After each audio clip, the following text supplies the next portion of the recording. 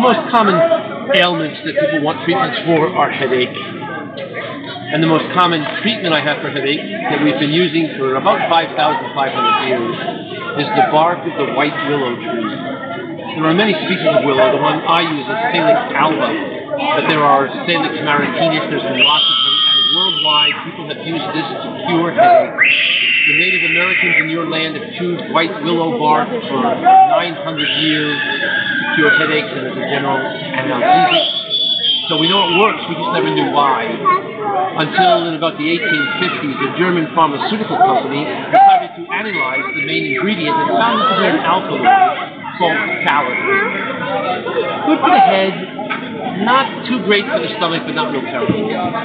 But they found that if they concentrated the salicin, that they could come up with a chemical called salicylic acid. Much better for the head, still bad for the stomach. So they looked around the meadows of Germany for another plant similar to this, but that had something a bit more mild, and they were lucky to find it in a weed that grows wild in the meadows of Germany called the sweet meadow weed. It has, in fact, acetyl salicylic acid in it.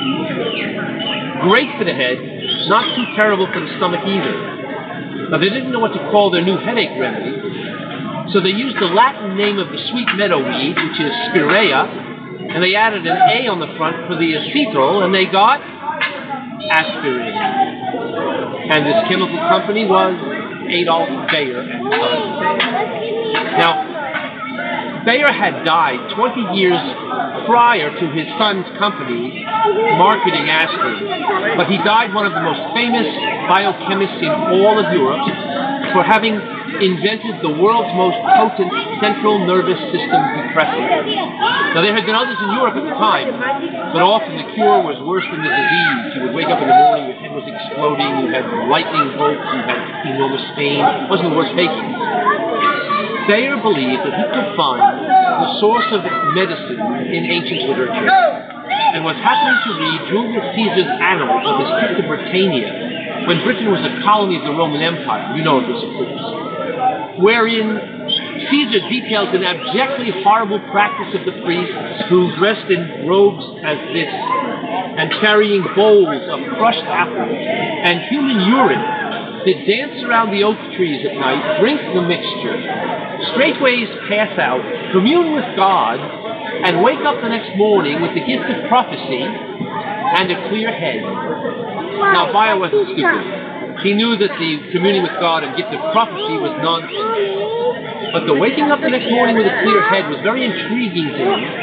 So he studied urine and crushed apples, and he found that human urine contained uric acid. And that when apples turn brown, there's a chemical conversion in the apples, an oxidation reaction, that produces malic acid.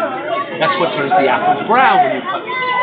By mixing combinations of uric and malic acid and feeding them to test subjects, Bayer had people straightway pass out, sleep the entire night, and wake up the next morning refreshed with a fairly clear head. And again, he did not know what to call this wondrous new medication, but because he had used the urine of a Munich beer hall waitress named Barbara, he called it a barbiturate. We call your medicine sewage pharmacology.